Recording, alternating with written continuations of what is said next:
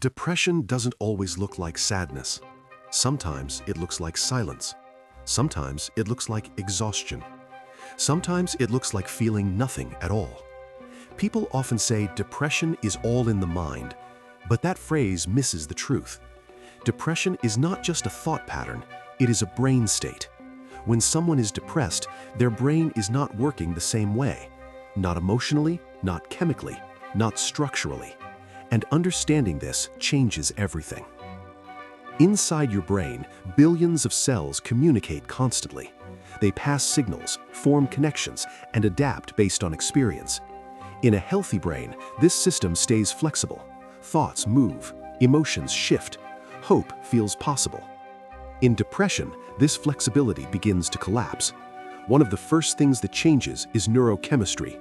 Your brain relies on chemical messengers to regulate mood, motivation, and energy. When depression develops, these signals become imbalanced. Motivation weakens, pleasure fades, effort feels heavy. Not because you were lazy, but because the brain's reward system is underactive. Things that once felt meaningful no longer trigger the same response. Your brain stops saying, "This matters." This is why depression often feels empty, not dramatic. Another major change happens in the brain's stress system. Depression and chronic stress are closely linked. When stress lasts too long, the brain remains in survival mode. Stress hormones stay elevated. The brain stays alert, but exhausted. Over time, this damages areas responsible for memory, focus, and emotional balance. This is why depression affects thinking. Thoughts slow down, decisions feel impossible, concentration disappears. It's not lack of effort, it's cognitive fatigue. Your brain is overloaded.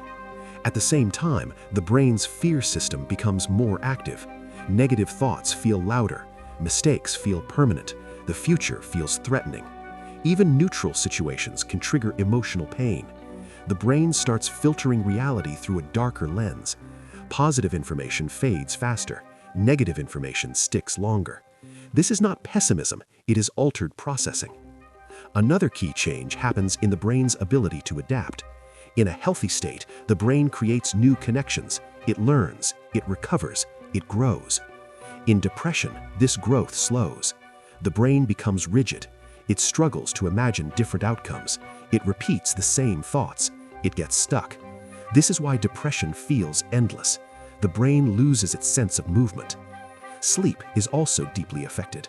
Depression disrupts the brain's natural rhythms. Some people sleep too much, others can't sleep at all. But in both cases, the brain doesn't rest properly. Without deep rest, emotional regulation breaks down further. Fatigue builds, irritability increases, hopelessness deepens. This creates a self-reinforcing loop. Poor sleep worsens depression, depression worsens sleep.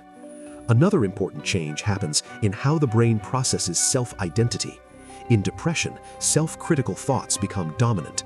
The brain's internal voice turns harsh. Past mistakes replay. Failures feel defining. Self-worth collapses. This is not honesty, it is a distorted feedback system. The brain becomes biased against itself.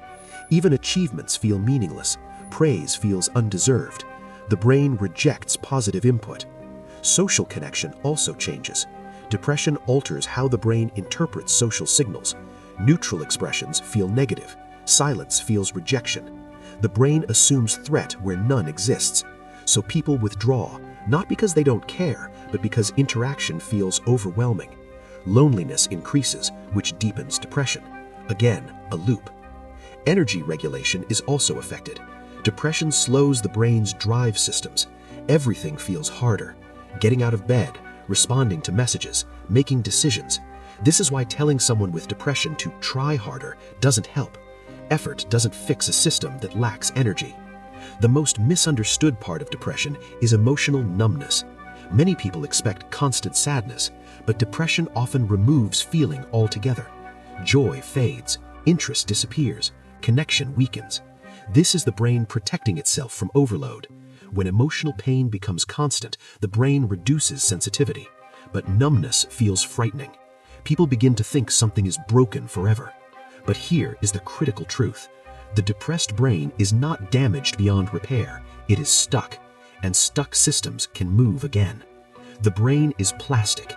It changes with repetition, environment, and support. What depression changes slowly can also heal slowly. Recovery doesn't mean forcing happiness. It means restoring balance, reducing chronic stress, restoring sleep, creating safety. When the brain feels safe, it begins to re-engage. Connections strengthen, flexibility returns. Hope doesn't arrive suddenly. It grows quietly. Depression lies to the brain. It says, this is permanent. This is who you are. But the brain is not a fixed machine.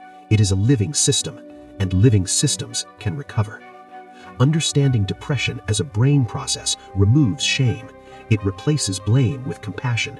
And compassion is not weakness. It is the beginning of healing.